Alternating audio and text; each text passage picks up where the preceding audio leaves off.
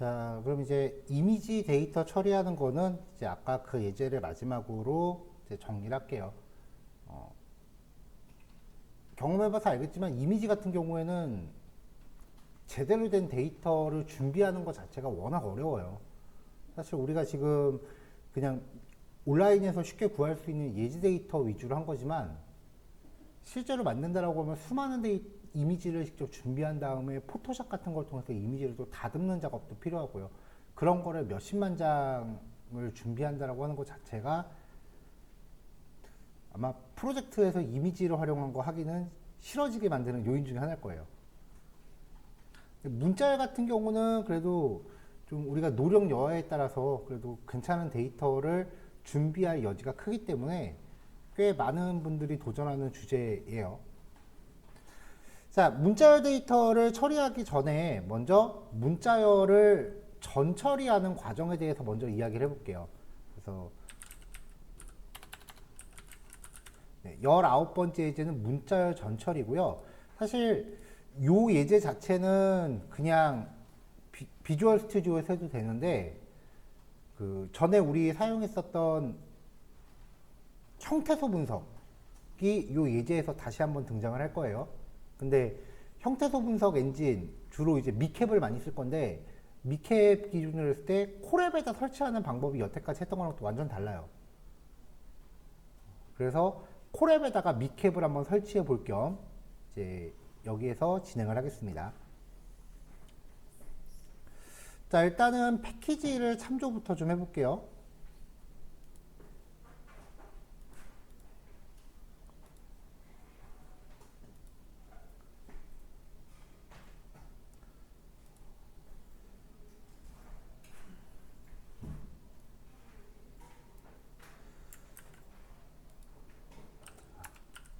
자, 일단 여기에 미캡도 설치를 하긴 해야 되는데 우리가 지금 콜앱에 미캡을 설치해 놓은 게 아니란 말이죠.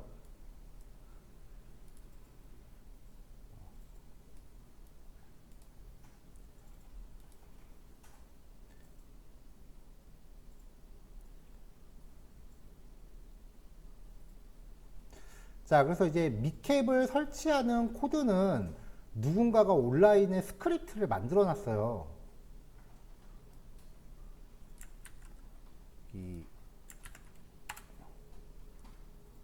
요 사이트에 미캡 KO4 구글 콜앱이라고 해서 콜앱에다가 이제 미캡을 설치할 수 있는 그 스크립트 파일을 이렇게 만들어 놓으신 분이 있거든요. 최근에 업데이트가 한번 됐네. 자, 그래서 요 주소를 복사해서 이거를 이제 미캡상, 구글 콜앱상에서 git 클론을 내리고 그리고 클론 받은 폴더로 들어가서 이제 bash라는 명령으로 인스톨을 수행하세요라고 이렇게 매뉴얼이 정의가 돼 있거든요. 그러니까 여기에서 이제 필요한 요 명령어들만 추려서 사용을 해보면은 요 명령어들만 한 줄 한 줄 복사하면 이제 사용이 다 되는 거죠. 그럼 첫 번째로 들어가면 패키지 참조가 아니네. 자,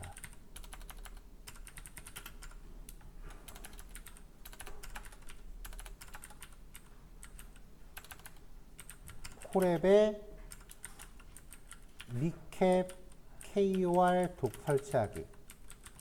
한글 형태소 분석 엔진이죠.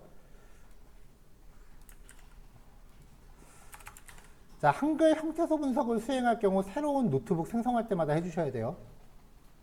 지금은 뭐 딱히 GPU 선택 안 하셔도 됩니다. 아직 GPU 쓰는 거는 안 들어갈, 요 파일에서는 안 들어갈 거예요. 그러니까 여기서는 신경망을 돌리진 않을 거예요. 자, 정리하면 이 코드예요. 이 코드를 수행하고 나면은 이제 미캡 설치가 진행이 됩니다.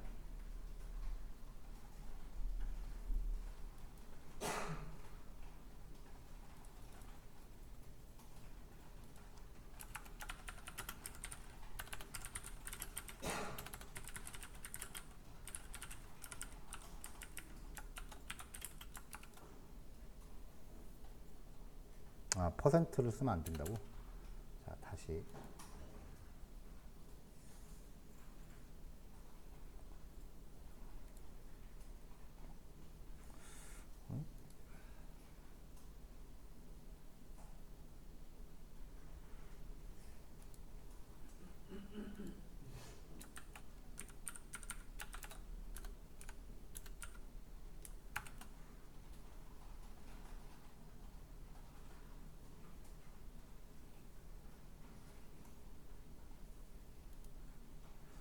스크립트 파일 이름이 2204이고.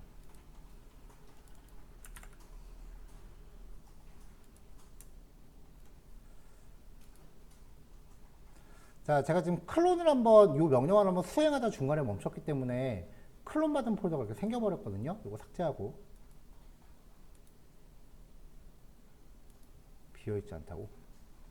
빈 디렉터리만 삭제할 수 있다고. 네, 그럼 그냥 넘어가. 자, 다시 실행.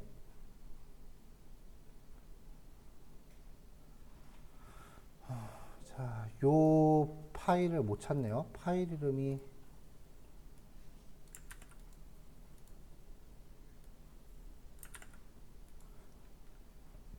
맞는 것 같은데 일단 클론은 받았으니까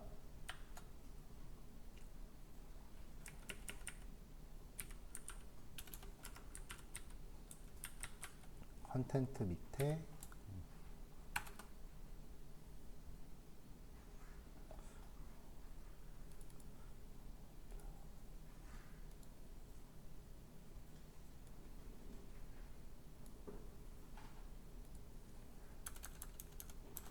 인스톨 미캡 KO 온콜앱 라이트 20429.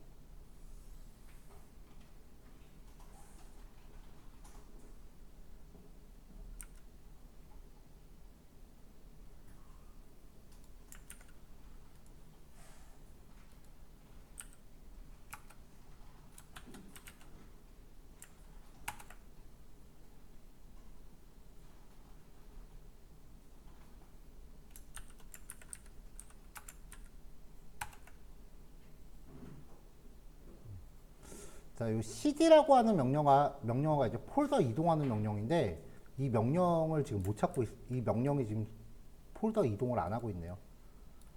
그러면은 스크립트를 아예 폴더 안에 있는 걸 실행해라.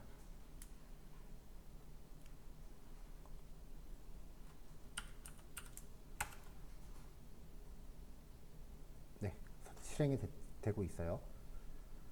그러니까 이제 깃에서 클론을 받아서 클론한 폴더 안에 있는 설치 스크립트를 이제 강제로 리눅스상에서 실행시키는 명령이에요. 요거를 수행하고 나면은 이렇게 쭉 미캡이 설치가 됩니다.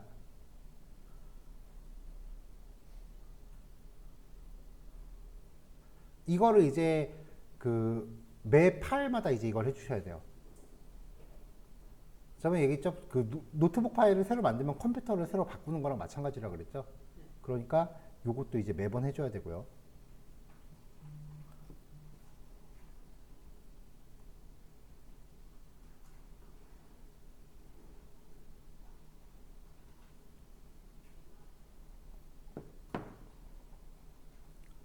자, 설치가 다 됐어요. 그럼 이제 패키지 참조를 해보죠.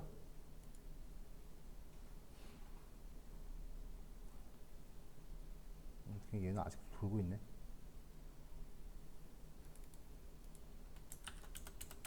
자, 미캡 테스트는 조금 있다가 그 한글 데이터 그 전 처리하는 거에서 시도해 볼게요.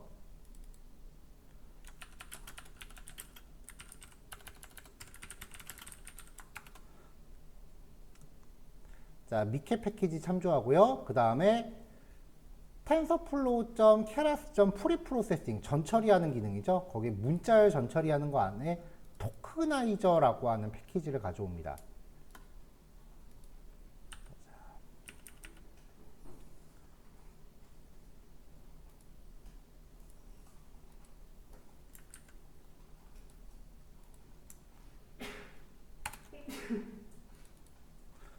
자, 일단 패키지 참조까지 하고요.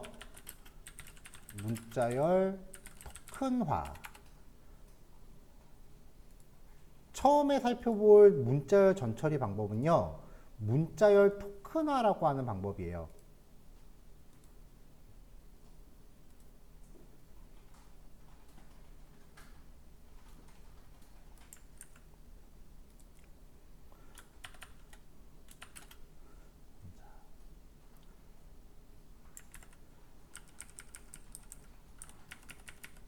자, 토큰이라고 하는 건 우리가 봤었던 개념에서 형태소라고 생각하시면 돼요. 문법적으로 더 이상 나눌 수 없는 언어 요소예요. 영어 같은 경우는 각각의 단어로 나누면 되기 때문에 그냥 띄어쓰기 단위로 끊어버리면 되는데, 한글은 되게 복잡한 처리 과정을 거쳐야 되기 때문에 형태소 분석 엔진을 따로 적용을 해야 된다는 거죠.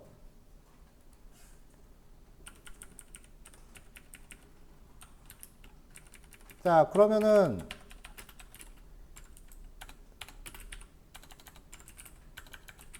영어 문장에 대한 토큰화입니다.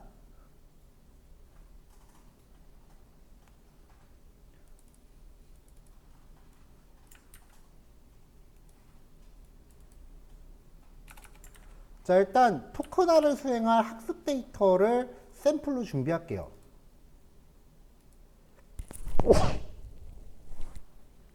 자, you are the best, you are the nice 이렇게 해서 했고요.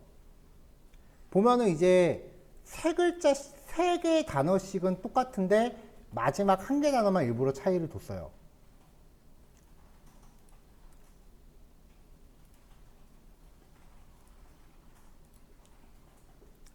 자, 그 다음에 이제 이 토큰화를 수행할 수 있는 토큰화 객체를 만들 건데, 파라미터가 numWords, 밀집 표현의 최대 벡터 길이를 지정한다라고 하는데, 이거는 최대 단어 수를 뜻하는 거고요.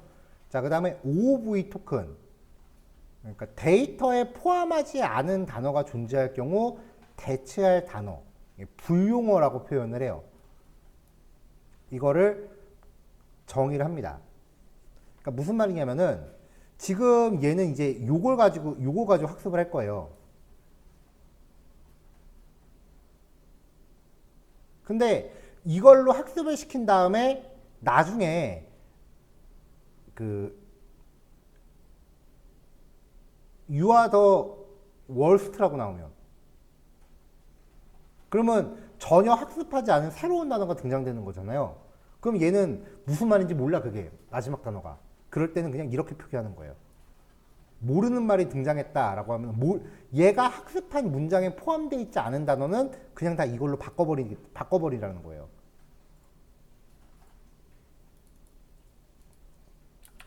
자, 이렇게 해서 토커나이저라고 하는 객체로 문장을 이렇게 만들고요. 자, 이 객체를 갖고 fit on text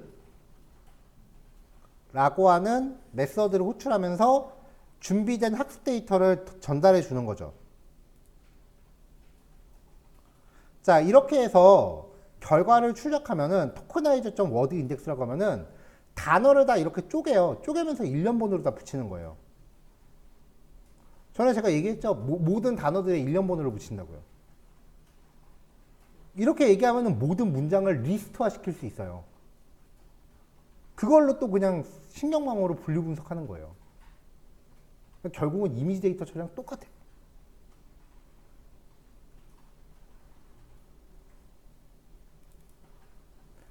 자, 그러면 이제 이 토커나이저는 You are the best, nice 요 5개의 단어를 인지할 수 있는 그 학습 모델이 된 거예요.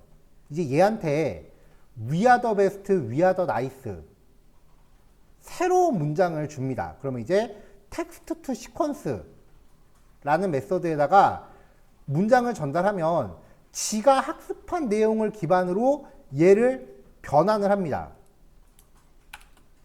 그러면은 이 위라고 하는 단어는 모르는 단어가 된 거잖아요. 그러니까 불용어 처리인 OOV, 즉 1번으로 바뀌는 거예요. 못 알아듣는 단어는. 그러니까 1번은 뭔 말인지 못 알아듣겠다. 나머지는 이런 거는 내가 알고 있는 단어다.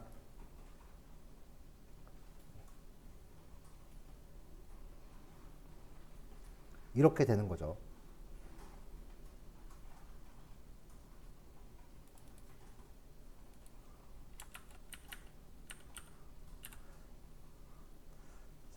그러니까 즉 문자열 토큰화라고 하는 거는 학습 데이터에서 단어 단위로 일련 번호와 처리하는, 일련 번호로 변환하는 처리, 이렇게 인지하시면 된다고요.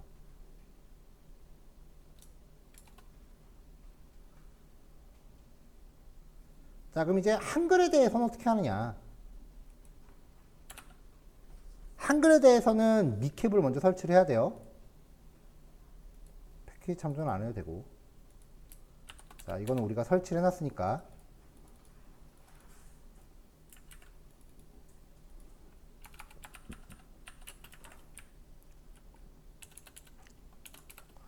자, 이제 토큰화 학습 데이터를 준비할게요. 자, 이거 어디서 C 100개 온 거고요.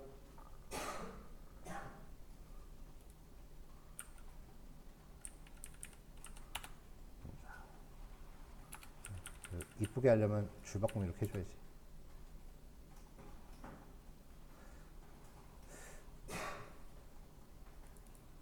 자, 그 다음에 불용어 목록이라는 거를 준비를 해요. 분석에서 제외할 불필요한 단어에 대한 목록이에요. 그러니까 불용어라는 거는 개발자가 임의로 정하거나 불용어 사전을 웹에서 내려받아서 쓸 수 있어요. 우리 예전에 형태소 분석할 때 불용어 사전 제가 여러분들한테 파일 배포해놨습니다. 그러니까 공통적으로 이런 단어들은 아무 의미도 없는 단어들이니까 이런 단어들은 빼고 하면 된다라고 하는 리스트를 배포한 적이 있어요. 자, 스타워즈라고 해서 난하고 나라는 두 개는 의미 없는 걸로 인지할게요. 난 그리고 나 이런 거는 빠지는 거예요. 자, 이제 미캡이 잘 동작하는지 봐야죠. 미캡 객체를 만들고 얘한테 노운스라는 함수에다가 이제 스타워즈를 문장을 던져주면은 위에 거 실행 안 했네. 폼 실행하고 스타워즈 실행하고 이제 미캡을 가동시키면은 얘가 명사들만 뽑아주죠. 자, 그럼 이렇게 뽑힌 이것들 중에서 이 스타워즈를 중복되는 애들을 빼는 거죠. 자, 플레인 텍스트라는 빈 리스트를 만들고 분리가 된 이 형태소, 노운스라고 담았잖아요. 이 형태소 리스트로 반복 돌면서 i번째, 즉 단어 하나가 미리 준비한 불용어에 포함되어 있지 않을 때만 여기다 옮겨 담겠습니다. 그러면 난하고 나는 빠진 상태로 이렇게 단어들이 포함이 되죠. 자, 이걸 가지고 이제 토큰화를 수행하는 거예요. 토큰화이저 객체도 만들고 num, was, 변환할 단어의 수는 요거잖아요. 요 리스트의 길이. 여기 없는 단어는 OOV로 바꾸겠다. 이렇게 해놓고 fit on text라고 하면은 이 단어를 학습해서 일련 번호 체계로 변환을 하죠.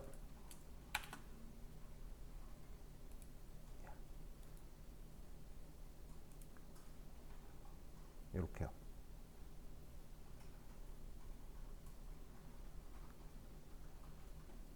자, 이게 문자열 토큰화라고 하는 과정이에요.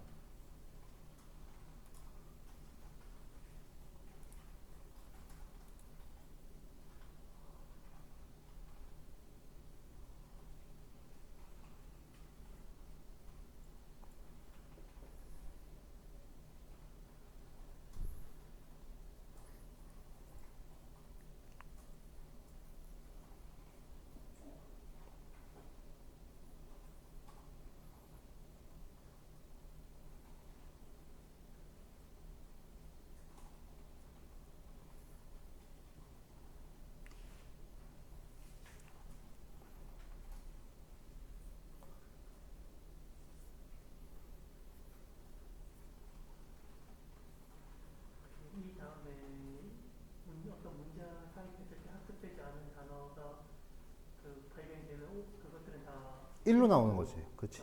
그렇죠.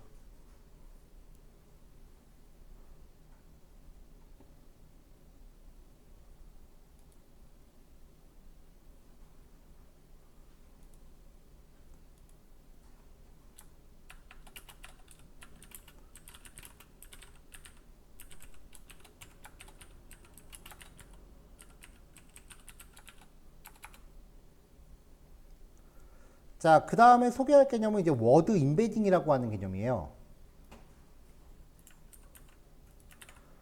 컴퓨터가 이제 자연어를 이해하고 효율적으로 처리하려면은 컴퓨터가 이해할 수 있도록 자연어를 변환할 필요가 있어요. 당연한 얘기죠. 워드 임베딩은 단어를 벡터로 표현하는 방법이에요. 그래서 희소 표현이 개선된 형태인 밀집 표현으로 변환한다. 쉽게 말하면 리스트로 바꾼다는 얘기예요. 자, 그럼 여기서 말한 희소 표현이 뭐냐?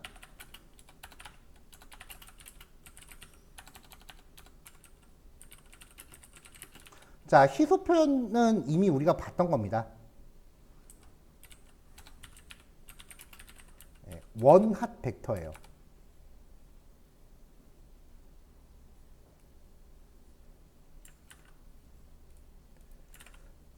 원핫 인코딩이 변환된 형태로 표현하고자 하는 단어의 인덱스 값만 1이고 나머지 인덱스는 전부 0으로 표현하는 방법이에요.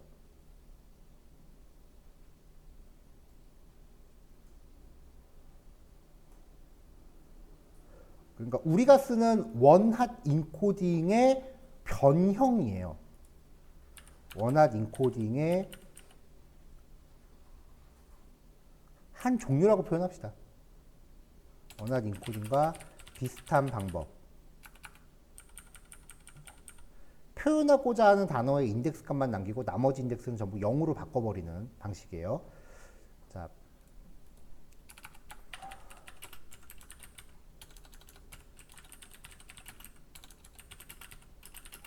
자, 예시 문장 두 개를 들어볼게요.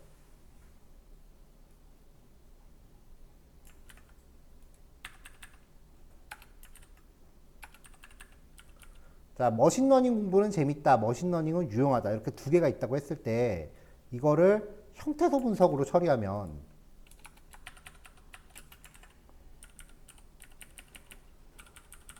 자, 여기서 단어만 추출하면은 이렇게 될 겁니다. 이렇게요.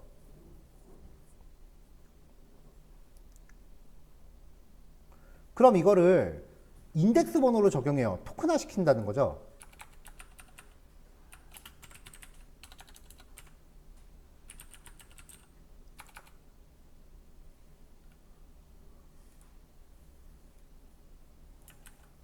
자, 각 단어의 인덱스 번호를 적용하면은 이렇게 될 거예요.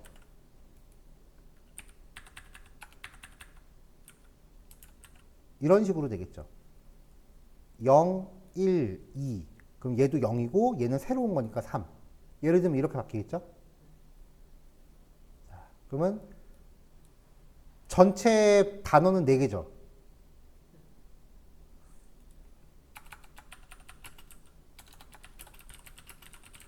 자, 전체 단어의 수가 4개이므로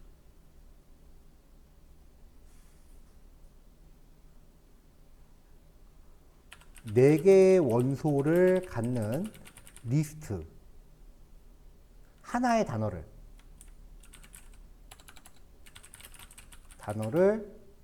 각각의 단어를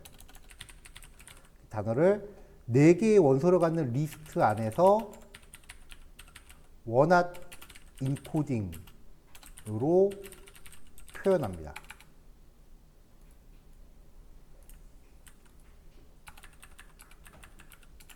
이렇게요. 0이니까 0번째가 1인 거고 1이니까 1번째가 1인 거고 2니까 0, 1, 2번째가 2인 거고 얘는 이렇게 가네요. 그 다음에 다시 0이니까 0번째가 1, 2니까 요게 2. 그럼 결국 2차원 배열이죠. 그러면 이게 우리 이미지 분석했던 거랑 자료 구조가 똑같아져요. 결국 텍스트 마이닝하고 이미지 분석은 맥락이 같아요. 그러니까 이렇게만 바꾸고 나면은 그 다음부터는 그냥 소프트맥스 회계인 거야. 로지스틱 회계를 적용하거나 소프트맥스 회계를 적용하거나 데이터만 이렇게 바꾸고 나면.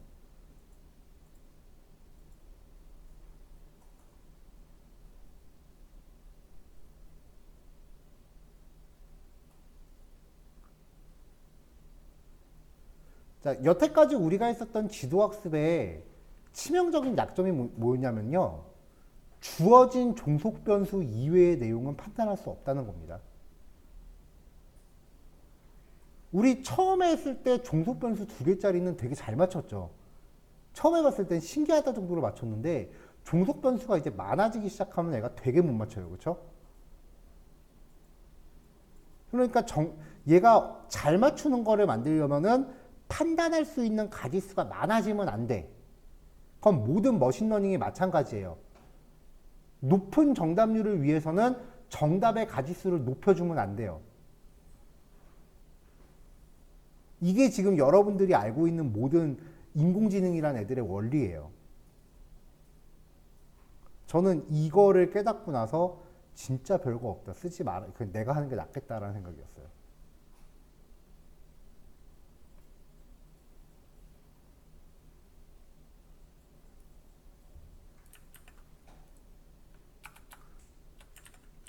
자, 이렇게 만들어진 희소 표현의 한계는요. 단어의 개수가 늘어나면은 이 벡터의 차원이 한없이 커지겠죠? 자, 여러 개의 문장을 통해서 얻어진 단어가 10,000개고 그 중에서 5개의 단어로 구성된 문장이라면 벡터 길이는 50,000개가 되게 돼요. 공간적인 낭비를 좀 다소 가져옵니다.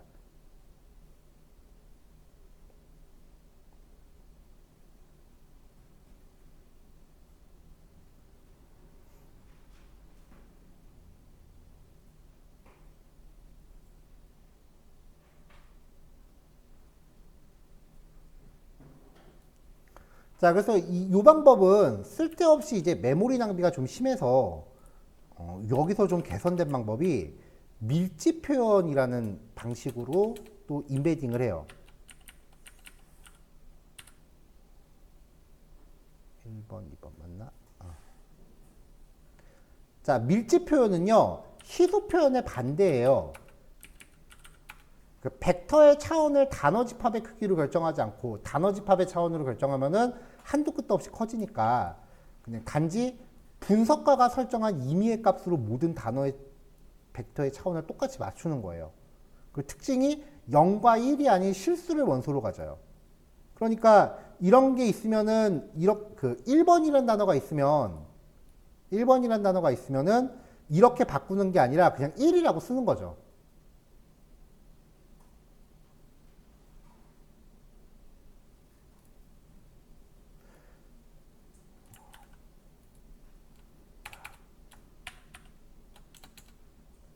자, 그래서 머신러닝이라고 하는 단어가 희소 표현이 머신러닝 1번 단어였으니까 1000이었다면은 이거를 벡터의 차원을 2로 강제로 설정을 해요.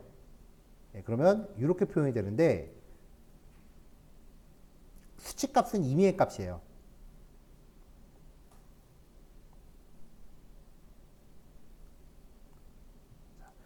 그러니까 모든 단어에 0, 1, 0, 1 그렇게 붙이는 게 아니라 0, 1, 2, 3, 4, 5, 6, 7, 8, 9 뭐 이런 식의 임의의 값을 붙여서 그 배열의 차원을 강제로 맞추는 거예요.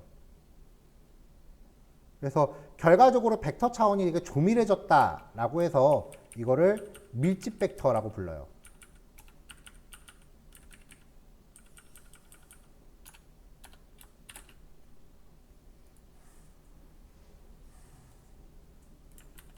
자, 그럼 이제 마지막으로 워드 임베딩.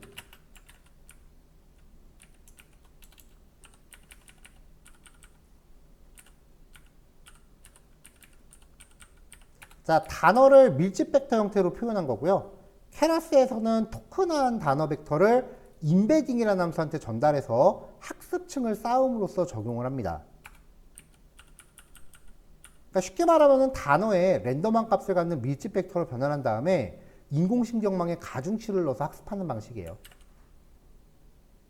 자, 이론은 이 정도 보고요.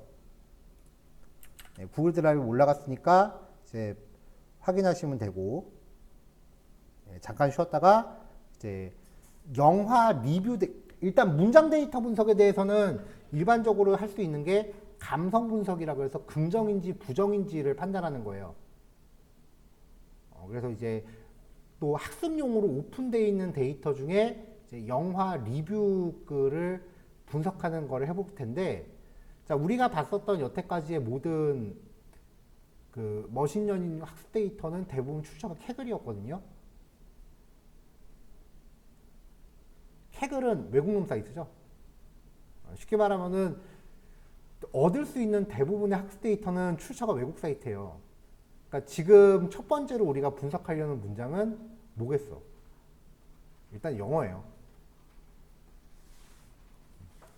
한글로 하면은 정확도가 갑자기 뚝뚝 떨어지거든요. 우리나라처럼 그렇게 부정의 글을 창의적으로 쓰는 나라도 없기 때문에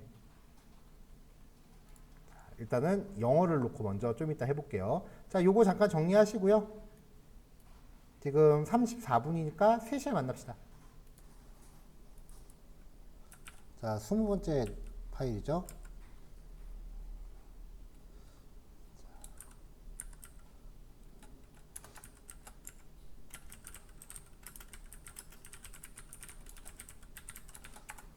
자, IMDb 영화 리뷰 데이터셋에 대해서 처리를 해볼 겁니다.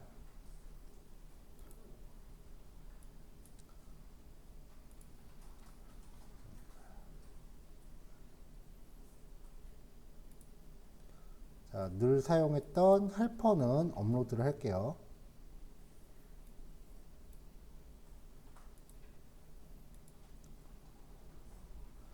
자, 런타임 유형 변경해서 적절한 그 GPU로 선택을 하겠습니다.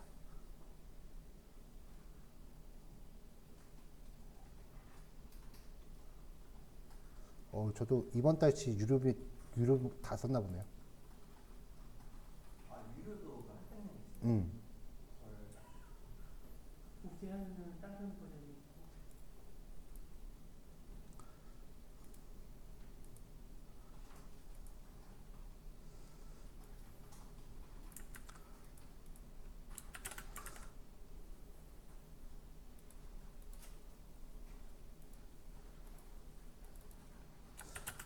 자, IMDb 영화 리뷰 데이터셋이고요.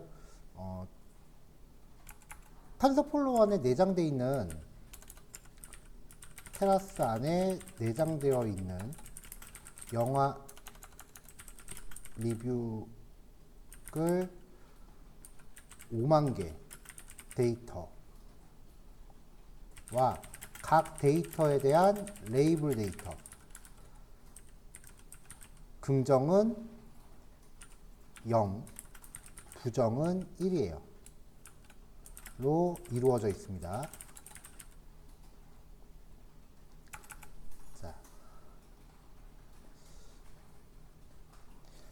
자, 25,000개의 훈련 데이터와 아니다. 그 긍정과 부정이 각각 50% 비율로 구성되어 있으며 이미 전처리가 완료된 형태이기 때문에 각 리뷰가 숫자로 변환되어 있어요. 그 말인즉슨 토큰화가 이미 처리되어 있다는 얘기예요.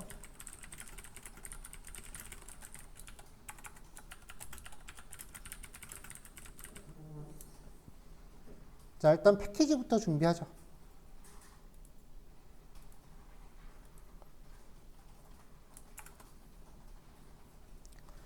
자, 늘 그랬듯 임포트 헬퍼 먼저 가져오고요.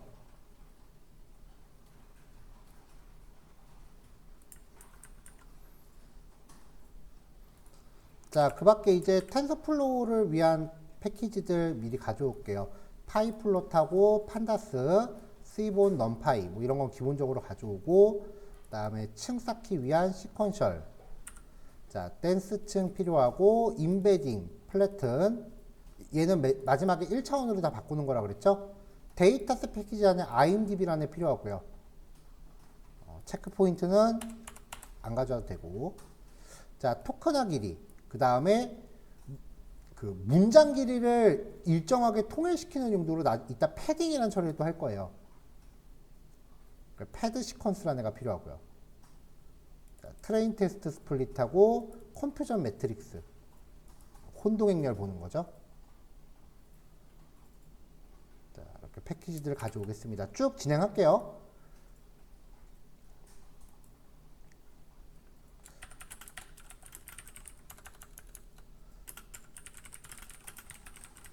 자, 일단 데이터셋 준비하죠.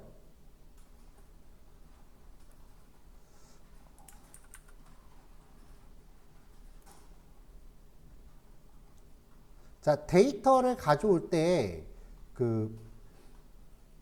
이미 토큰화가 다 완료가 됐기 때문에 각각의 문장이 리스트 형태로 구성되어 있을 거 아니에요. 그럼 이제 최대 길이를 내가 몇 개까지만 몇 개의 단어로 구성된 문장까지만 가져오겠다라고 정해줘야 돼요. 데이터셋 로드할 때. 그래서 최대 10,000개의 단어를 포함하는 문장까지 로드하겠다라고 넣어줍니다. 근데 웬만해서 10,000개 문장을 포함하는 애는 없을 테니까 사실상 다 가져오겠다는 거로 봐도 돼요. 이렇게 해서 가져오면은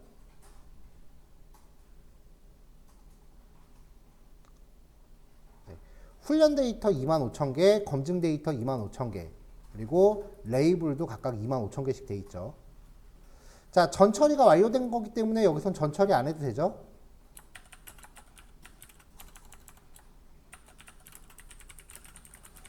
자, 여기서는 전처리가 완료된 거니까 생략.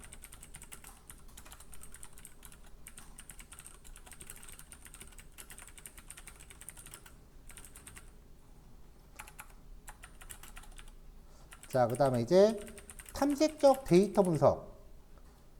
여기서는 이제 문장이 어떻게 생겨먹었는지 봐야죠. 첫 번째 데이터를 확인해 보자고요.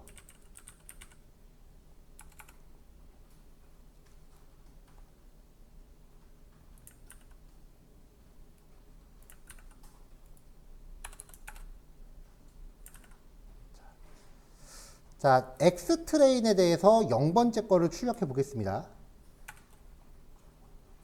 그럼 이렇게 떨어져요.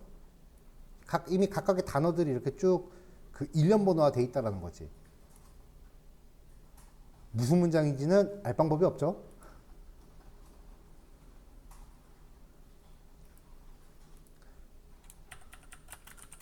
첫 번째 데이터에 대한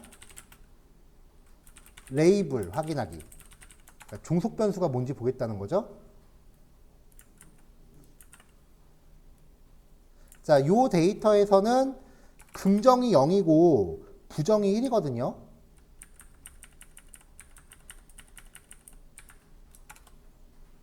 자, 그래서 출력을 해보면은 1 나왔어요. 그러니까 요 문장이 뭔 말인지는 모르겠지만 일단은 욕을 써놓은 거야.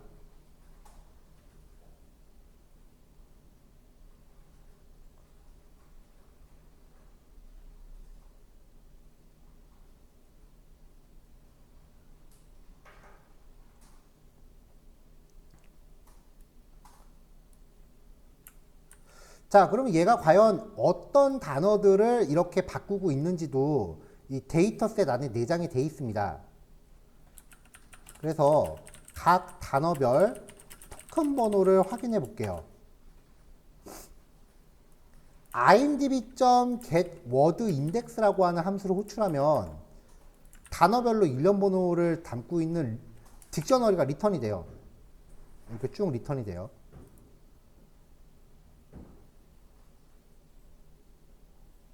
출력물이 너무 많구나. 프린트로 합시다.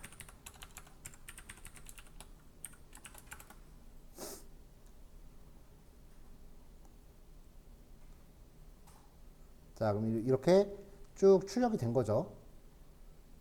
그러니까 요게 무슨 문장인지 알고 싶으면 요 일련 번호를 대입해서 거기에 해당하는 단어를 가져오면 되잖아요.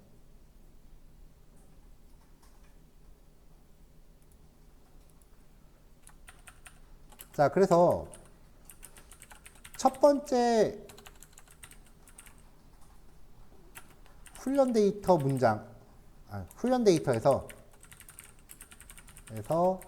첫 번째 문장에 원 단어를 대입해 보기. 자, 이것도 미리 준비된 코드 갖다 넣을게요. 자, 디코드 리뷰라는 변수를 준비했고요. 자, X트레인의 0번째. 그러니까 아까 우리가 출력했었던 요거 있죠? 요걸로 반복을 돌려요. 그럼 요 I 값은 이 인덱스 번호 하나하나 할 거 아니에요.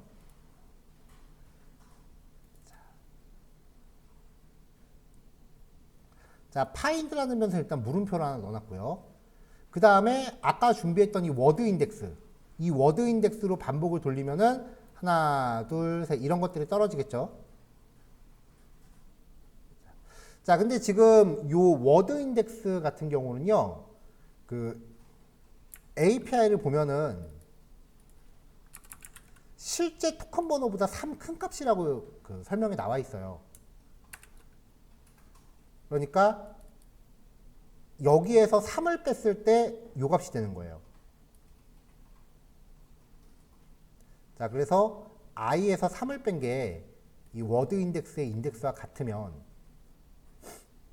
검출된 단어를 요 find에 넣어줘요. 그래서 요 find를 미리 준비된 리스트에 추가하는 거죠. 그렇게 만들어진 리스트를 공백 단원 기준으로 병합을 하면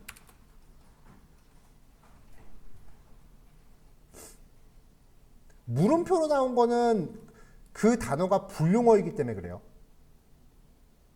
물음표로 나온 거는 거기에 들어있는 단어가 불용어였기 때문에 물음표로 나온 거고, 자, 그럼 요게 이제 그 뭐 어떤 리뷰 내용이 되겠죠.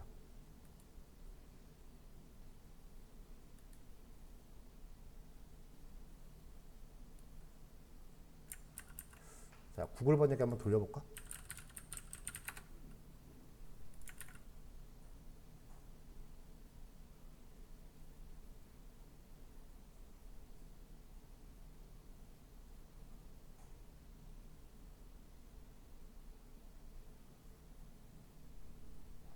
대충 재밌다는 얘기 같아요.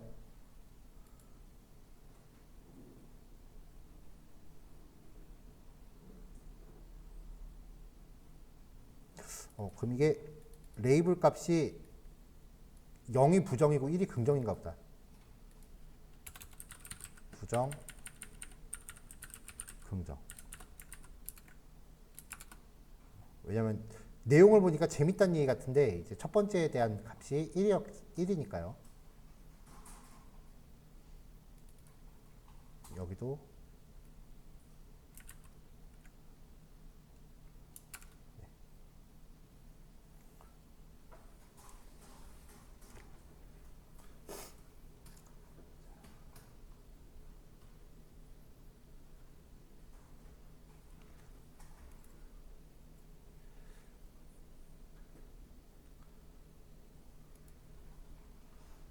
자, 일단 문장이라는 거 확인을 했으니까 데이터를 동일한 길이로 맞추기.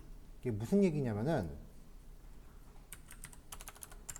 len xtrain의 0번째, 이게 0번째 문장이 몇 개 단어로 되어 있는지 보는 거죠.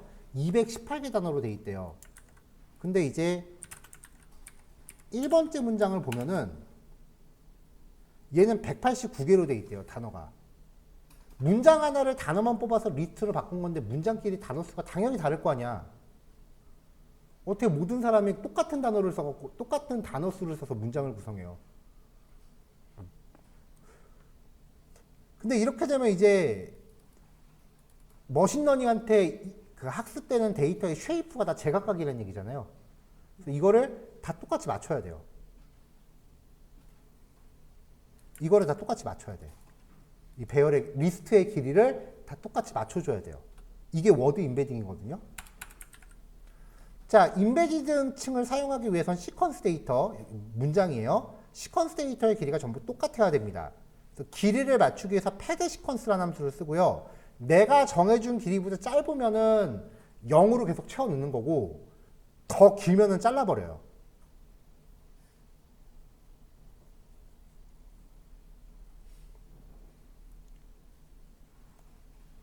자, 여기서는 이제 문장 하나당 최대 500개 단어까지 내가 오케이 하겠다 라고 처리할게요. 그래서 최대 문장 길이를 500으로 놨어요. 자, 0번째 거를 기준으로 볼게요. 0번째 거 문장 길이가 218개였죠. 패드 시퀀스 엑스트레인. 그 다음에 맥스렌은 내가 정한 최대 길이. 패딩은 자, 이게 뭐 패딩에 프리하고 포스트가 있는데 이게 뭔 말이냐면은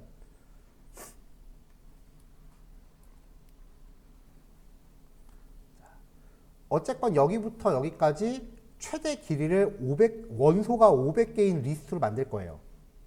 근데 아까 첫 번째 문장은 218개라 그랬죠. 길이가.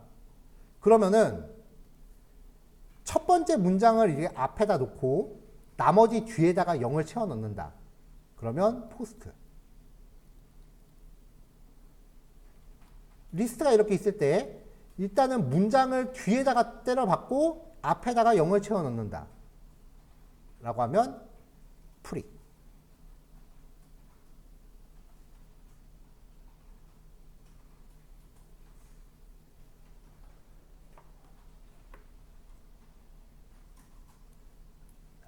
근데 패딩 파라미터는 뭐 딱히 안 줘도 되긴 해요. 기본값이 있으니까. 자, 이렇게 해서 패드 엑스트레인과 패드 엑스테스트 두 개를 만들어 놓은 다음에 길이를 확인해 보자고요.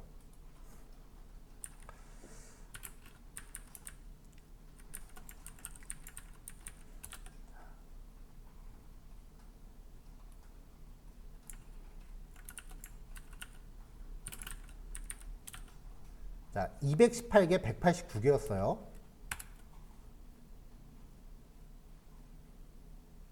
인밸리드 쉼표가 2개 들어갔네. 자, 200, 프린트 할 필요는 없구나. 자, 218개, 189개였는데 500개, 500개로 길이가 맞춰진 거죠. 그리고 패딩을 프리에다 놨으니까 0을 일단 앞에다가 다 채워놓고 실제 단어는 뒤에다 넣는 거예요.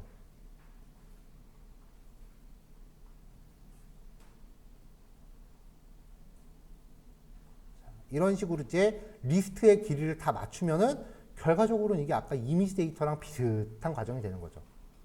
자, 데이터 전처리 다 했습니다.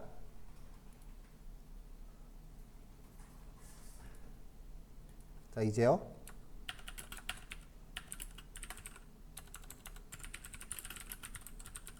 데이터셋 분할할게요. 이제 익숙한 데이터가 왔어요. 익숙한 대로 와요. 자, 근데 이거는 데이터 자체가 훈련 데이터하고 검증 데이터로 분할되어 있으니까 직접 뭐 분할 작업을 수행할 필요는 없고요.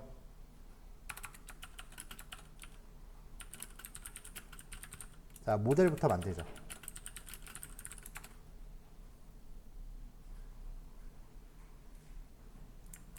자, 일단 모델.시퀀셜 하나 준비하고 그 다음에 워드 임베딩을 처리하는 층이 임베디딩 층이라고 불러요.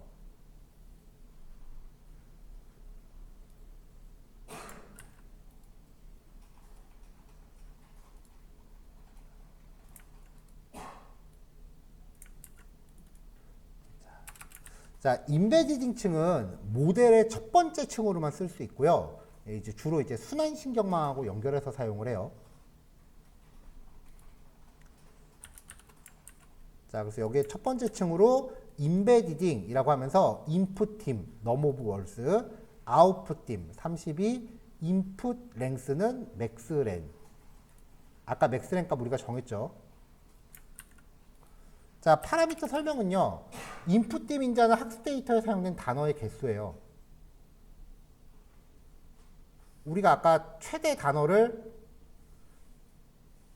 데이터 뽑아올 때 최대 단어를 10,000개로 설정을 했죠. 그러니까 얘네는 단어가 10,000개가 넘어가질 않는다고요. 그래서 얘한테 최대 단어 수는 10,000개다 라고 지정을 해준 거고요. 아웃풋팀은 임베딩 벡터의 크기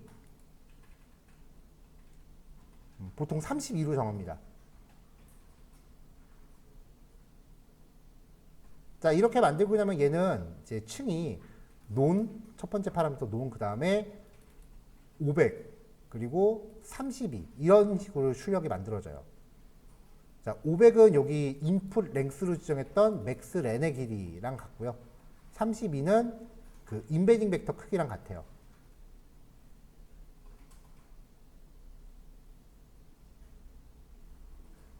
아까 여기서 맥스렌 해갖고 그 패딩을 했을 때 한 문장당 최대 500개 단어까지만 허용하겠다라고 맥스렌을 걸었잖아요. 그거를 여기다 건 거예요. 그게 쉐이프의 크기가 되는 거지. 인풋 쉐이프의 크기. 우리 첫 번째 층 할 때 인풋 쉐이프라고 해서 그 이미지 사이즈들 계속 설정해 줬었잖아요. 그거랑 똑같은 역할을 하는 값이에요.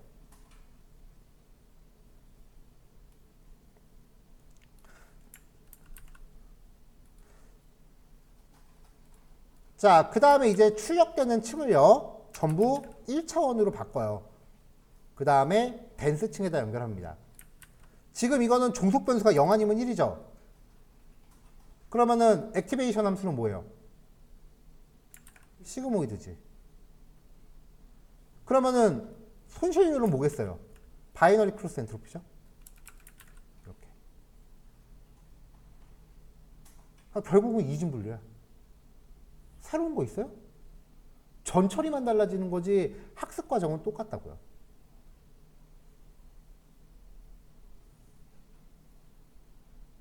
자, 모델 만들었고요. 그럼 이제 학습을 돌려보죠.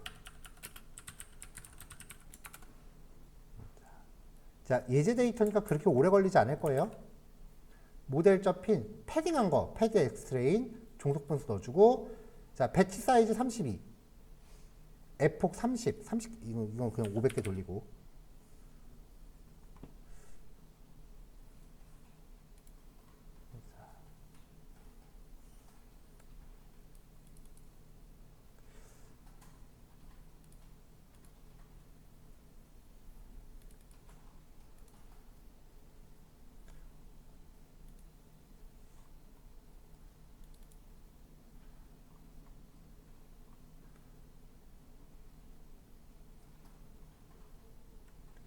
자, 학습한 거는 그냥 요 코드 그대로 갖다 쓸게요. 자, 위에 코드 똑같이 가져왔고, 이제 들어가는 데이터만 맞춰주면 되죠. 다음에 베리데이션 데이터도 맞춰주고, 나머지는 똑같이 설정할게요. 자, 근데 지금 임포트 할 때 데이트 타임을 임포트 하지 않았으니까 그 학습 수행 시간 계산을 뺍시다. 그럼 이제 학습이 진행이 될 겁니다. 배치 사이즈는 안 넣어도 되는 거예요? 네, 안 넣어도 돼요.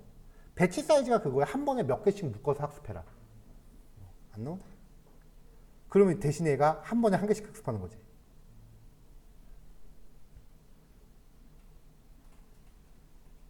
조금 학습을 빨리 끝내고 싶으면 설정해주면 되긴 하는데, 그러면 점점 정확도는 떨어지니까. 자, 여기서 이 타이밍에 우리는 잠깐 쉬어야겠죠. 자, 그럼 이제 학습 끝났으니까 이 학습 끝난 거에 대해서 결과평가 코드 적용할게요.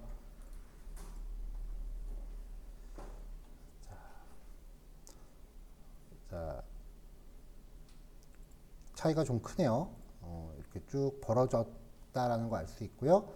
지금 훈련 데이터 같은 경우는 학습을 할수록 손실률이 점점 줄어드는데, 검증용 데이터는 할수록 손실이 점점 커져요. 그리고 그 다음에 정확도 같은 경우는 훈련 데이터는 점점점 이렇게 올라가는데, 검증용 데이터를 봐서는 계속 비슷비슷하게 가고 있죠. 얘는 이제 훈련용 데이터에 최적화된 모델이라는 거예요. 그러니까 실전에 적용하기에는 조금 애매모호한 거죠. 그러니까 지가 공부한 학습 데이터 안에서는 분류를 잘 하는데, 지가 공부하지 못한 새로운 문장을 주어졌을 때는 잘 못 맞추는 애다. 그런 의미예요. 근데 뭐 정확도는 좀 그런 재실행을 해서 그런지 모르겠는데 일단 한번 볼게요.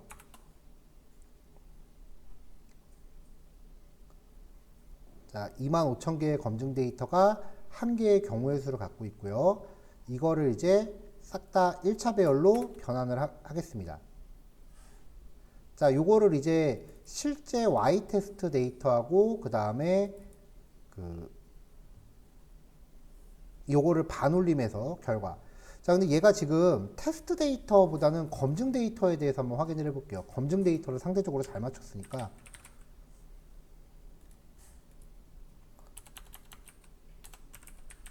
트레인에 대해서 확인해 볼게요.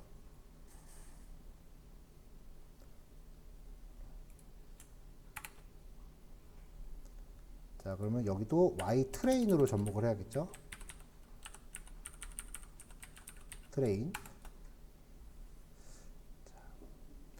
자, 첫 번째는 1이었는데 예측 결과 1이다. 0이었는데 0이다. 0이었는데 0이다. 1이었는데 1이다.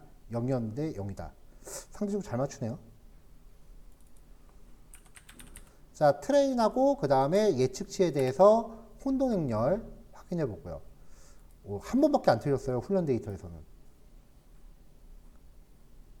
히트맵을 보면은 네, 훈련 데이터에서는 굉장히 잘 맞춘 애예요. 그럼 이제 이 코드를 그대로 복사해서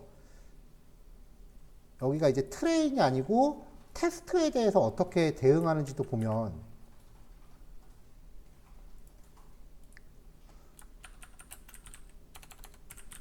검증 데이터에 대한 그 결과를 확인해 보면 자, 테스트. 자, 이제 중간 과정 생략하고 바로바로 갈게요. 자, 프리딕트 걸고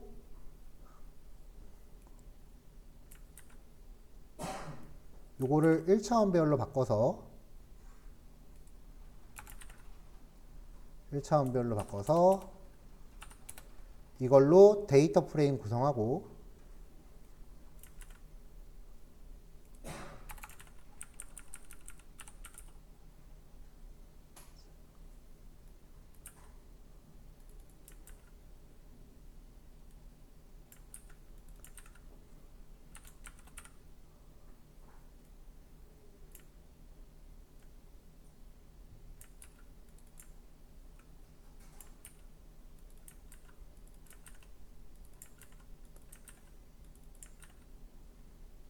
이걸로 마지막으로 5차 행렬 히트맵까지 한꺼번에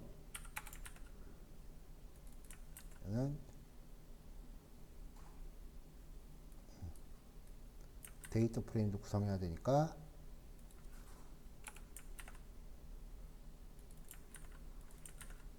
TDF에 테스트 얘도 Y 테스트로 가야 되죠.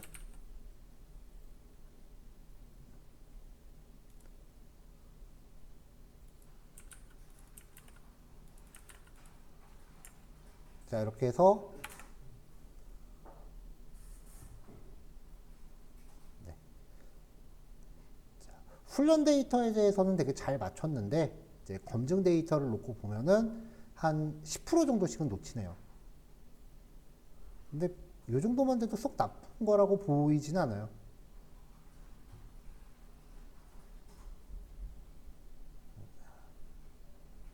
자, 그럼 얘가 이제 긍정과 부정을 이렇게 판단을 한다라는 겁니다.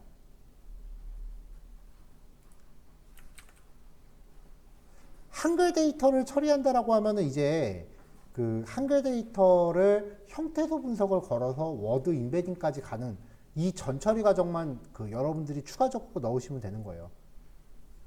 그 외에는 그냥 이 루틴을 그대로 다 따라가는 거죠.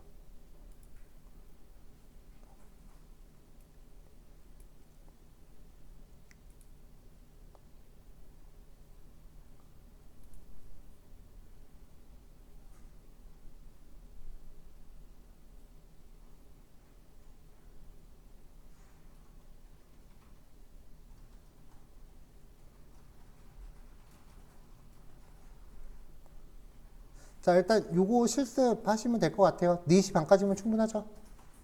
네, 요거 하고 오늘 예제 하나 더. 지금 이거는 이제 워드 인베딩이라 그래서 가장 기본적인 그 신경망 방식이고요. 다음 예제는 요거를 RNN이라는 알고리즘으로 바꿔서 다시 한번 해볼 겁니다. 자, 4시 반에 봅시다.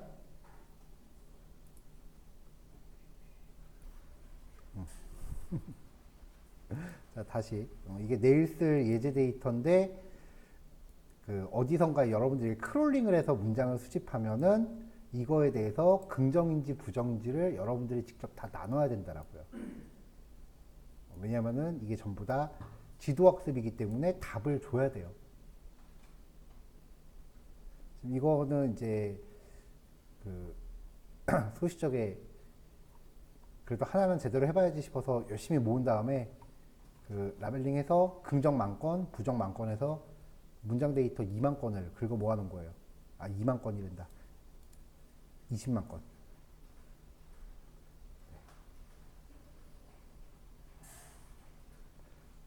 그러니까 지금까지 우리가 했었던 지도학습을 보면은 사실 학습 모델 만드는 것 자체는 썩 그렇게 대단한 일이 아니에요.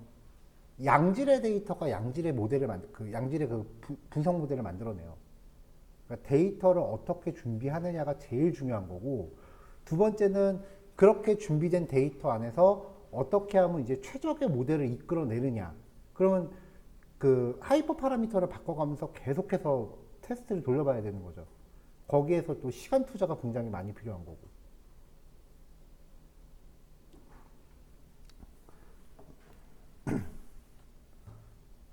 그러니까 이제 되게 힘들어지는 거지.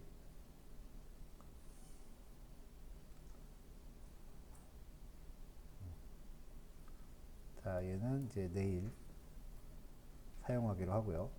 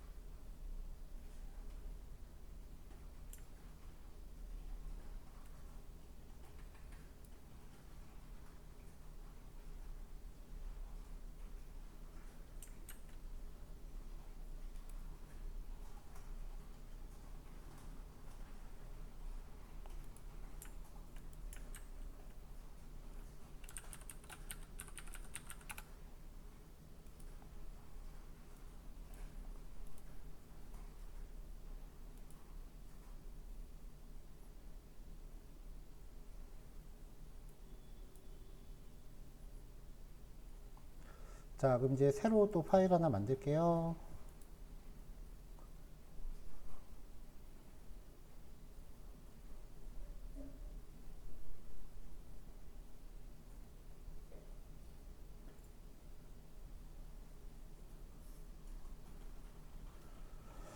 자, 21번이죠. 21번. 자, 얘는 이제 좀 전에 했었던 IMDb의 RNN이라고 하는 알고리즘을 접목을 해보려고 해요.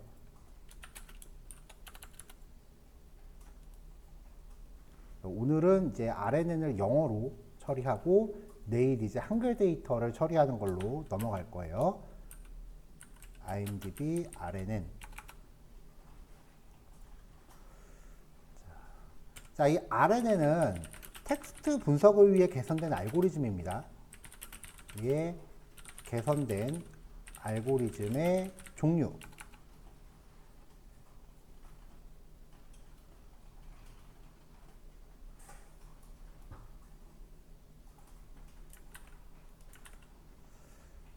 자, 첫 번째가 이제 RNN이라고 하는 알고리즘인데요. 인베디딩 층은 단순하게 데이터 표현을 학습해서 데이터 사전을 구축하는 거예요.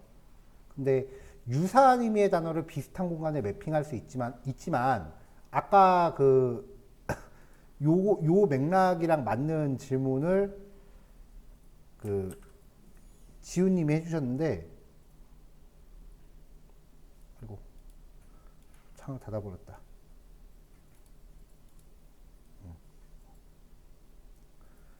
순서하고 맥락까지 고려되진 않아요.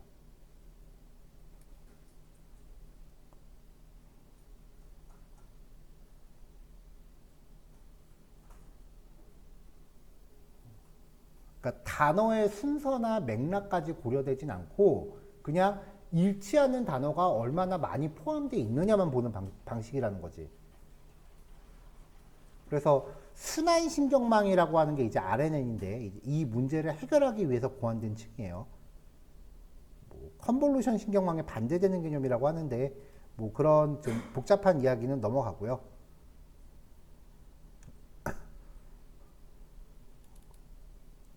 결과값.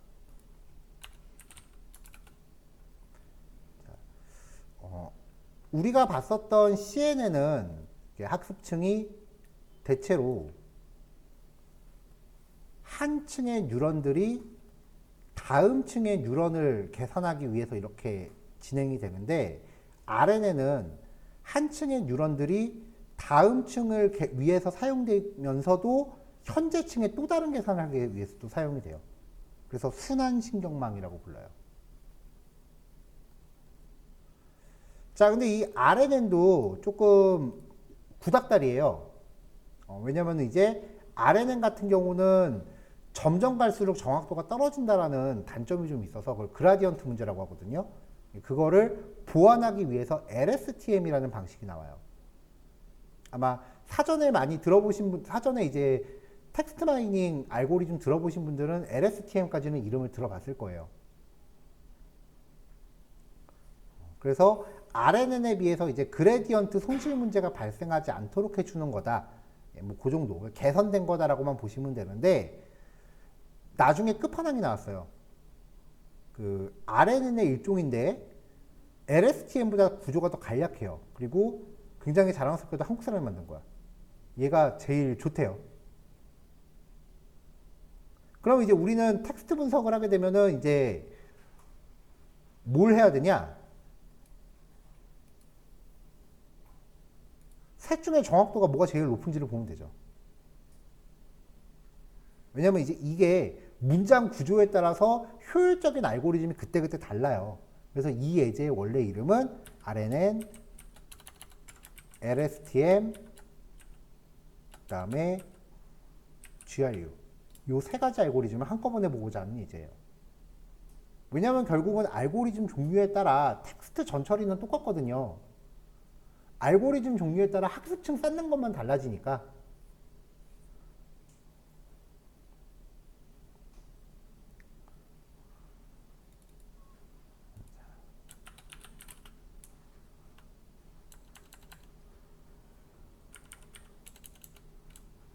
RNN, LSTM, G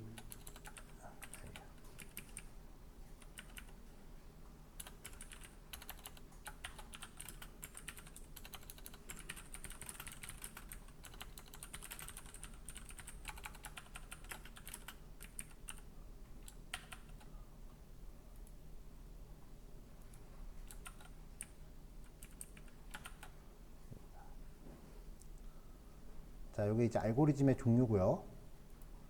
자, 그럼 이제 전체적으로 봤을 때 텍스트 분석 알고리즘 적용하기. 전체 소스 코드 구조는 똑같아요.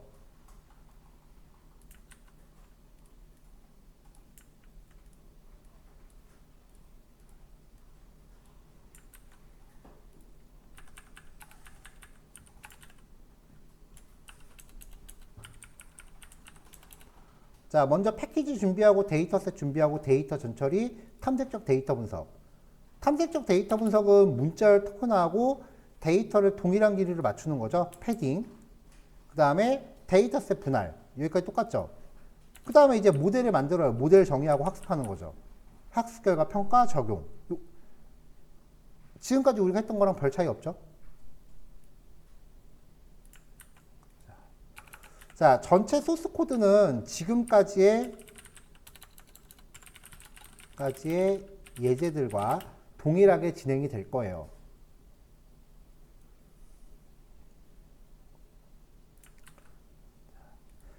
자, 이 과정에서 학습 모델을 정의하는 부분에서 적용할 알고리즘만 바꾸면 되기 때문에 여기서는 RNN을 먼저 적용하고요. 학습 모델을 LSTM과 GRU로 바꿔서 다시 학습을 수행해 보도록 할게요.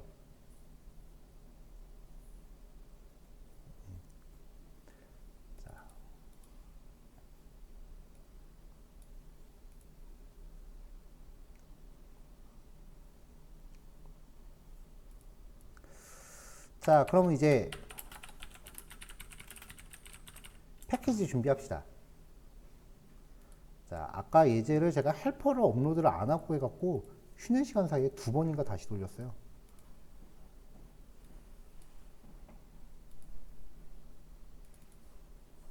자, 헬퍼부터 업로드를 할게요.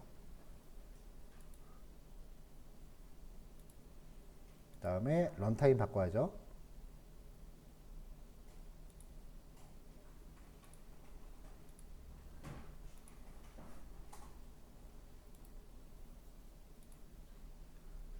자, 런타임 바꿨고요. 그럼 이제 임포트 헬퍼 들어오고 그 다음에 추가적으로 다른 패키지들도 가져와 주면 되겠죠.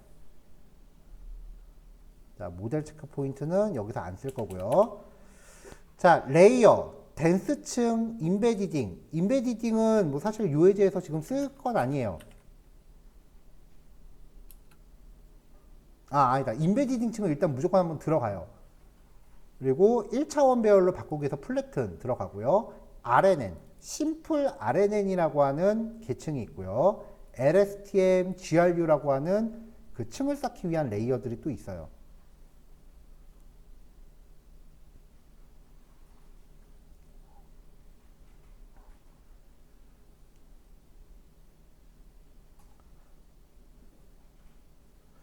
자, 그럼 이제 코드 추가하고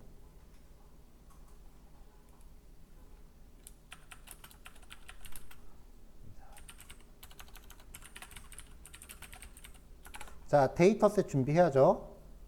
데이터셋 준비하는 거 아까랑 똑같은 데이터 쓸 거니까 그냥 코드 동일하게 재사용하시면 됩니다.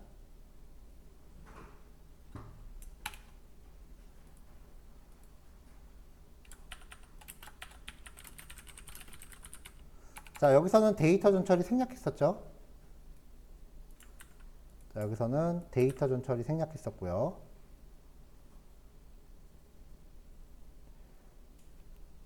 그 다음에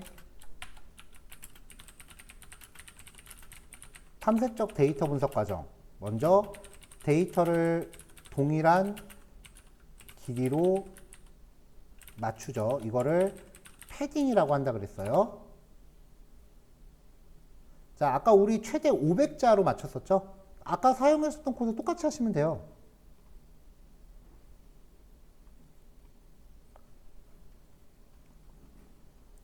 자, 이 코드. 아까 사용했던 코드 동일하게 또 재사용합니다. 분석 모델만 달라지는 거예요.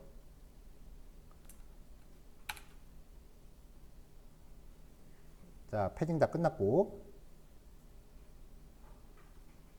패딩이라고 하는 거는 내가 주어진 그 각각의 문장을 내가 정한 단어 수로 맞추는 건데 만약에 이 단어 수에 미치지 못하면은 남은 자리를 다 0으로 때우는 거라고 했죠.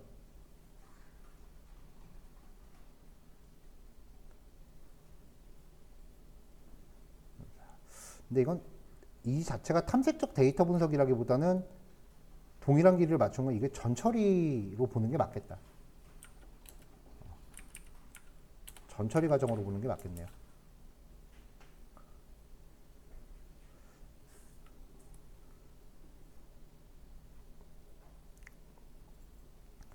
자, 데이터셋 분할하는 것도 이거 필요 없었죠.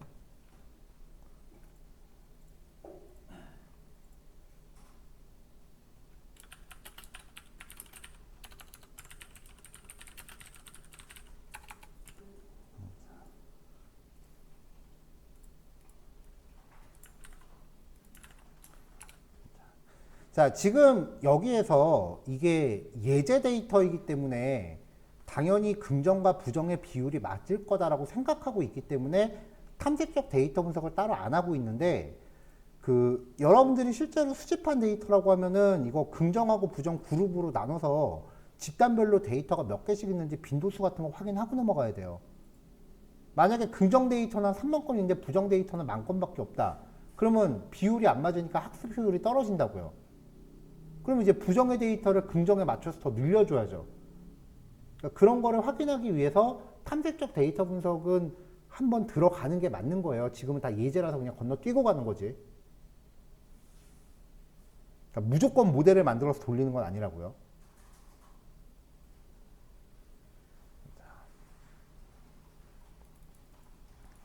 자, 그럼 이제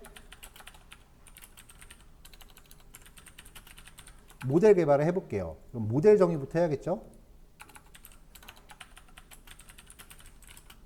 자, RNN으로 갈 겁니다.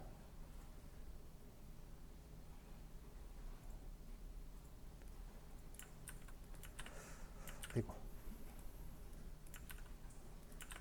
자, 일단 시퀀셜 만들고요. 그 다음에 아까 코드에서 인베디딩 맞는 것까지는 똑같이 들어가요.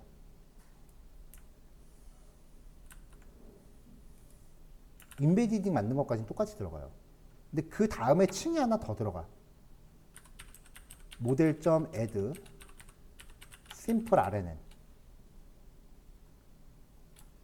그래서 여기서 나온 아웃풋 32개를 받아서 넣어줘요.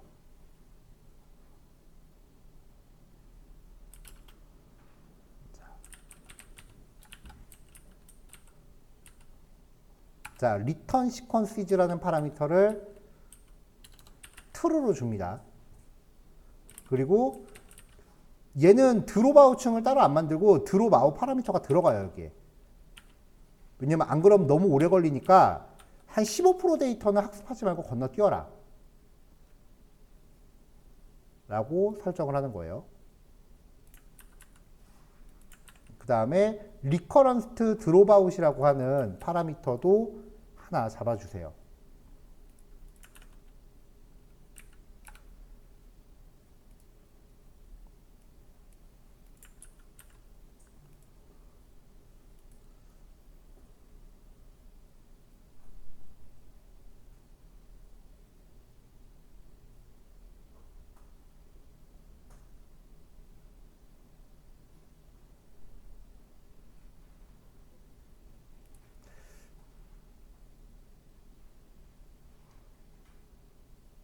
자, 리턴 시퀀스라고 하는 건 뭐 학습에 영향을 주는 파라미터는 아니고요.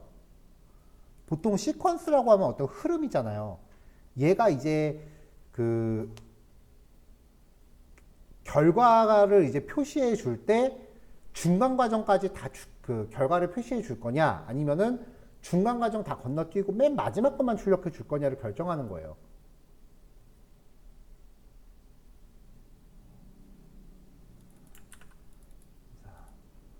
자, 그러니까 이제 리턴 시퀀스 파라미터가 true로 지정되면 모든 시점에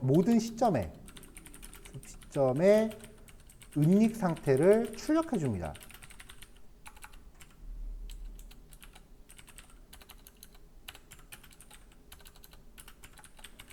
false인 경우는 마지막 시점에 은닉 상태만 출력을 해요. 기본값은 false고요. 그러니까 쉽게 말하면 출력을 좀 더 있어 보이게 한다는 거예요.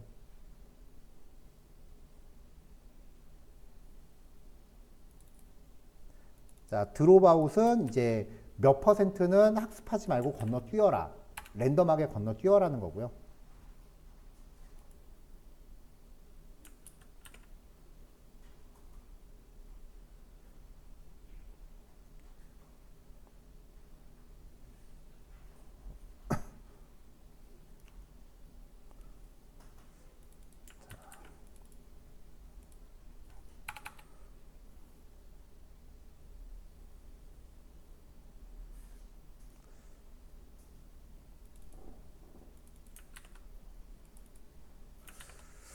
자, 드롭아웃은 지정된 비율만큼 학습을 건너뛰게 하는 파라미터예요. 안 그러면 이제 너무 오래 다 하나하나 다 학습해보면 오래 걸리니까 학습 속도를 조금 단축시키려고 랜덤하게 몇 개씩 건너뛰게 하는 건데, 이 파라미터를 사용하게 되면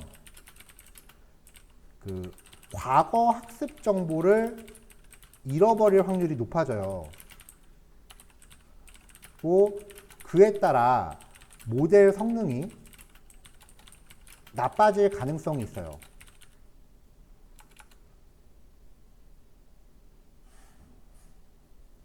그래서 리커런트 드롭아웃은 이제 순환 드롭아웃이라고 해서요.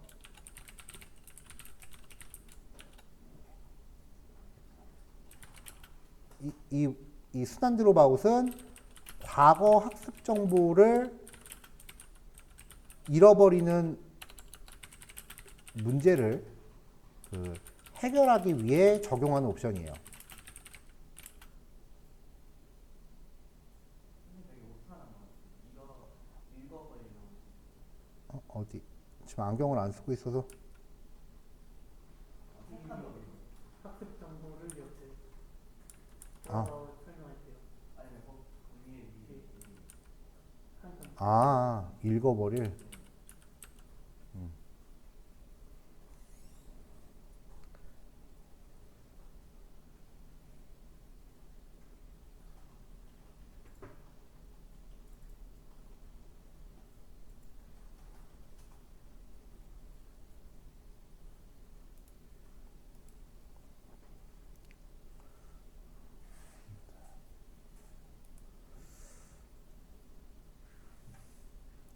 자, 처음에 이렇게 옵션을 한번 더 주고 나면요. RNN을 한 번 더 거세요. 대신 이제 중요한 파라미터들 앞에서 다 줬으니까 요 층만 한번 10% 줄여서. 이거 안 줘도 되긴 하는데. 주지 말까, 그냥. 자, 그 다음에 이제 모델.add 한 다음에 얘를 마지막에 dense층으로 넣습니다. 긍정 아닌 부정이니까 종속 변수 하나로 나올 거고요. 그 다음에 액티베이션은 시그모이드가 되겠죠. 자, 모델.컴파일.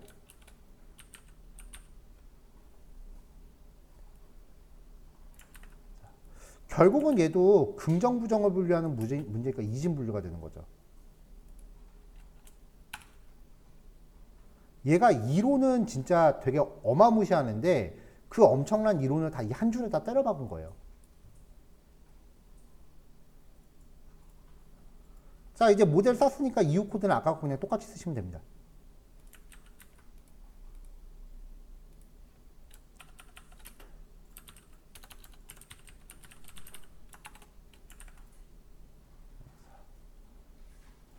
자, 그럼 얘도 엄청 오래 걸리겠죠? 못 먹어두고.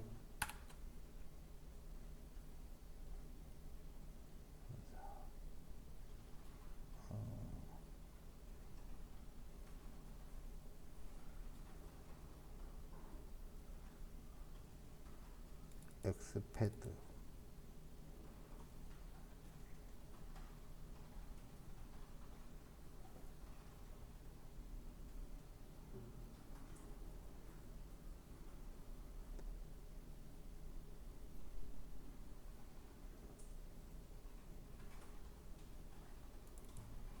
왜 쉐이프가 다르다 그러지?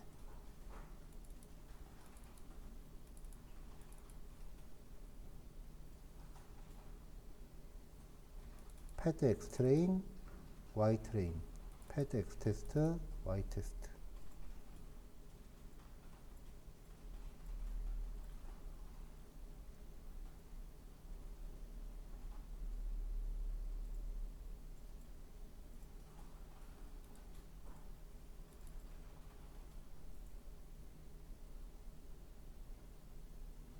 인풋딤, 넘어버스 잡았고, 맥스랜 500 잡았고.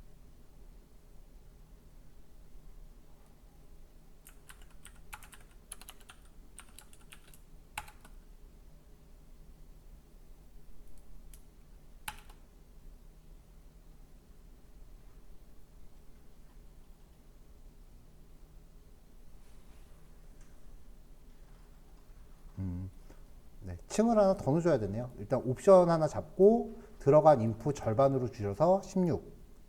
이렇게 해서 심플 RNN 층을 2개를 쌓아주시면 돼요. 학습이 들어가는데 이거 생각보다 되게 오래 걸려요. 제가 이 예제 준비할 때 적어놓은 맨 위에 적어놓은 게 뭐냐면요. 예제 실행 시 학습 수행은 매우 오랜 시간 쓰는데 1회 학습 시 60에서 120분 소요.